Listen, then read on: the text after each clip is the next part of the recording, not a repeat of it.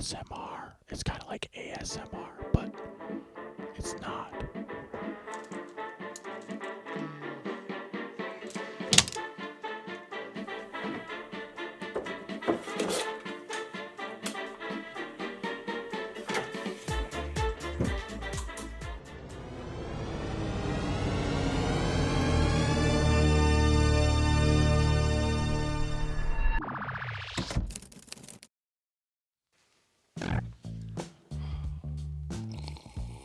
Welcome here, everyone. If you don't know me, I am Easton Bennett. If you do know me, I'm sorry. I'm officially starting a series on YouTube called Red Shirt Movie Reviews, where I review a movie while wearing a red shirt. Now, on the first installment of Red Shirt Movie Reviews, I'm going to be reviewing a movie called Yesterday. So before we get into the movie review, let's actually talk about why I decided to start this series. Now, I run a video production agency in Minot, and the one thing that really inspired me to get into filming and to creating videos was movies.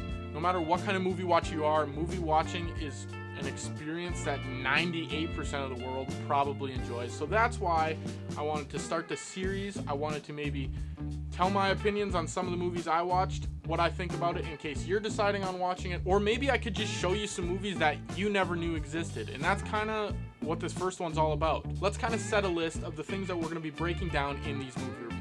The first thing is I'm going to be putting the poster or the thumbnail, wall, board thing, whatever they put for movies, whatever you want to call it, I don't know what it's called. I'm going to be putting on this screen, and you can take a look at it, and that means nothing towards the review, but it's going to be there. So look there during these reviews. Okay, so every movie review, we're going to break it down into 5 parts. The first one is going to be story. We're going to talk about the story of the movie, how it transpires, and whether it's good or not, if it has a good storyline. Easy peasy, squeeze a lemon. We all know what the story means. Number 2, we're going to be talking about the acting. Now, this is kind of hit or miss because some people think it's good acting, some people think it's shitty acting, but I'm going to tell you my very unprofessional opinion on the acting in each movie. Number 3 is going to be the cinematography or the production. So, since I'm a camera nerd, a film production guy, I like to break down how the movie was shot. You know, Game of Thrones, super cinematic and a bunch of cool moving shots and cool color grades. Some films don't have that, some do. Really depends. Number 4, we're going to be talking about emotion. What kind of emotion the movie brings out? How does it make you feel? Was it a strong story where it really pulled a lot of emotion out? A real tear-jerker? Was it super scary? Was there a lot of jump scares? You know what I'm saying. That's what we're going to be breaking down. And 4 is the emotion. Number 5, we're going to be giving it a score out of 10, and if I would re-watch the movie had someone suggested it again. So let's start with number 1, the story. The story takes place in... Okay, I'm not really sure the time frame or setting of the movie, but that doesn't matter. The gist of the story is this guy is a songwriter, music player, not very good, right? He ends up getting in a car crash, wakes up from the car crash, and realizes that nobody knows who the Beatles are. You know, John, Paul, George, and Ringo, you know, the people, the guitars, the singing, the piano. Yeah, so those guys.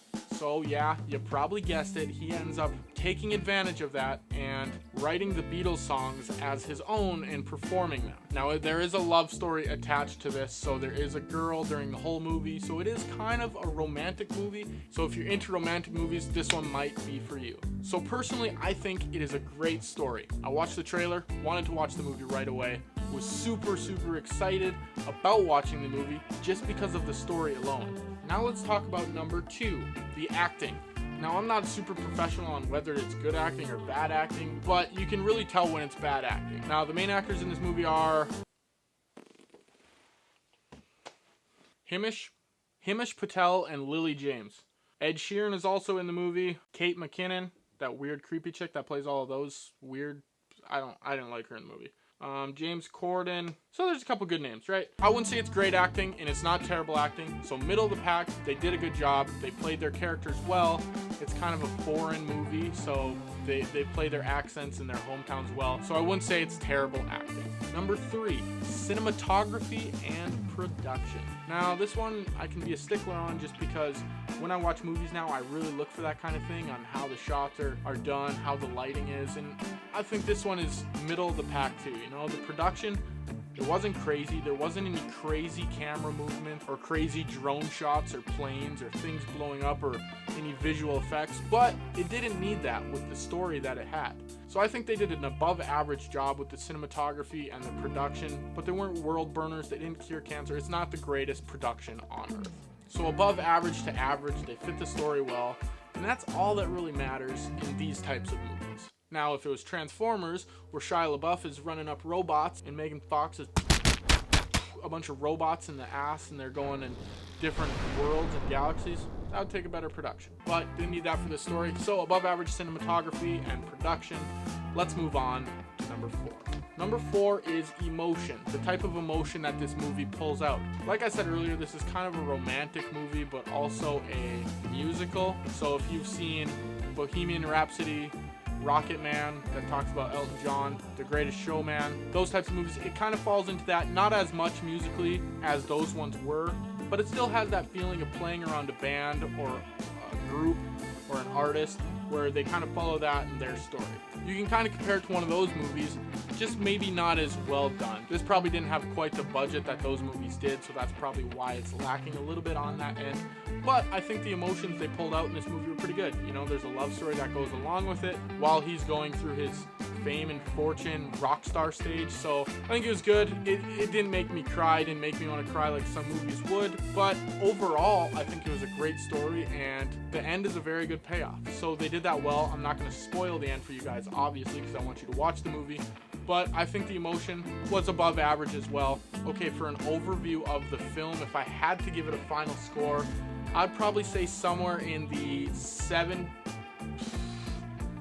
One score, let's give it a 7.31. I think it was missing that wow factor, that really punch that made the movie super intriguing and super enticing to tell people about and to want to share with all your friends, but it was a good watch. Like, I don't regret watching it. I learned a couple things about the Beatles, learned some new songs that I've never heard before, so that's always interesting. And yeah, 7.31. Good score. Not the best movie I've seen, but definitely not the worst movie I've seen. Would I watch it again? Probably not, unless it was in a background or I was doing something, but personally I don't watch many movies twice unless I really enjoy them or they're one of my favorite movies. And even then, it's probably hard to get me to watch it again. So I hope you liked that review from the movie yesterday. Came out this year, I think, so it's fairly new. If you want to watch this movie, I would suggest it. It's a good flick. It's something you're not going to regret, but it's also probably not going to go on your top 10 movies of all time list. That's all I got for this first movie review. It's kind of exciting to get this out of the way. I've been on YouTube in forever, guys. This has been like months, probably. Month and a half, 2 months maybe. And even then it was one video. I'm excited to be back, excited to do this movie review show. Please, if you have any movies you want me to review or talk about, comment them, text me them, send me them. We're not talking about just new movies either. If you want me to watch something from 1960, black and white, send them my way. I love movies. I'm gonna watch them. I'm gonna review them for you guys to watch, and I'm super excited about this. So thanks for tuning in to the first episode of Red Shirt Movie Reviews, where I review a movie while wearing a red shirt. What do you guys think about that name? It's pretty good, huh? Pretty good. We'll see you guys next week. Is it working?